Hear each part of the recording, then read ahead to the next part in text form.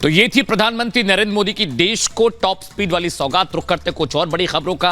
दुनिया के तमाम मुल्कों को लगता है कि प्रधानमंत्री नरेंद्र मोदी अगर बीच बचाव करे तो यूक्रेन और रशिया का युद्ध रुक जाएगा। अमेरिका ने भी कहा है कि अगर प्रधानमंत्री नरेंद्र मोदी ये कदम उठाते हैं तो इसका स्वागत अमेरिका करेगा। जरा सोच कर देखिए कि भारतीय प्रधानमंत्री नरेंद्र मोदी का कद कितना बड़ा और विशाल हो गया है कि दुनिया के ताकतवर मुल्क सोचते हैं कि भारत है तो मुमकिन है।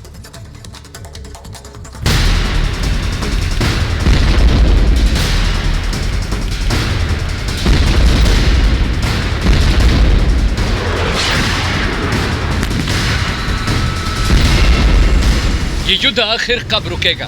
आखिर ये तबाही कब रुकेगी?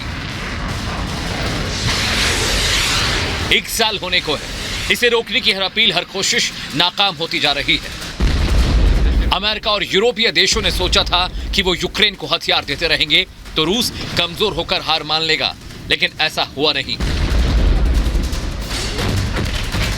इस युद्ध ने दुनिया को 3 धड़ों में बांट दिया है।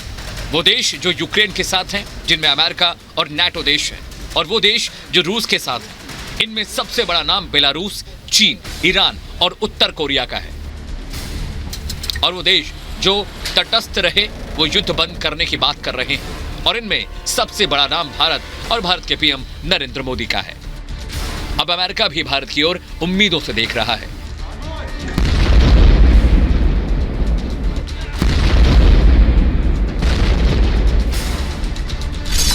अमेरिका बोला भारत युद्ध रुकवा सकता है। पीएम मोदी से अमेरिका को उम्मीद।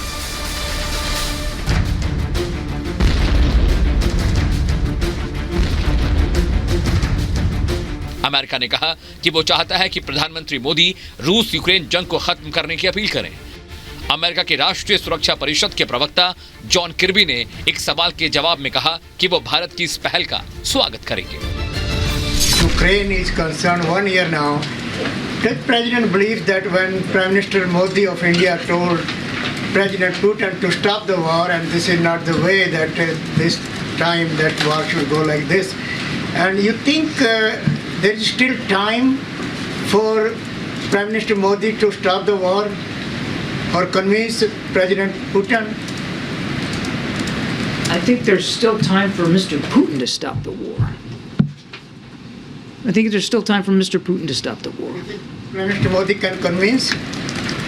I'll let the Prime Minister speak to whatever efforts he's willing to undertake. Certainly, the United States would welcome any effort that could lead to an end of hostilities in Ukraine. Bharat की नीतियों की पूरी दुनिया इज्जत करती है, क्योंकि भारत हमेशा वसुधैव कुटुंबकम और शांति का संदेश देता है। पीएम मोदी और रूस के राष्ट्रपति व्लादिमीर पुतिन की एक मुलाकात 2022 में उज्बेकिस्तान के समरकंद में एससीओ की मीटिंग के दौरान हुई थी। इस दौरान पीएम मोदी ने कहा था कि ये युद्ध का युग नहीं है।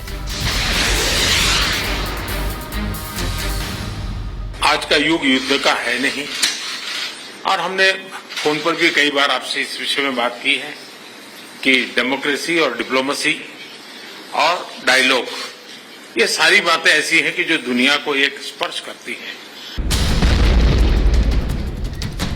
पीएम के इन शब्दों की चर्चा इंडोनेशिया के पाली में हुए G20 सम्मेलन में हुई, जो कि सम्मेलन के डिक्लेरेशन का हिस्सा भी बनी।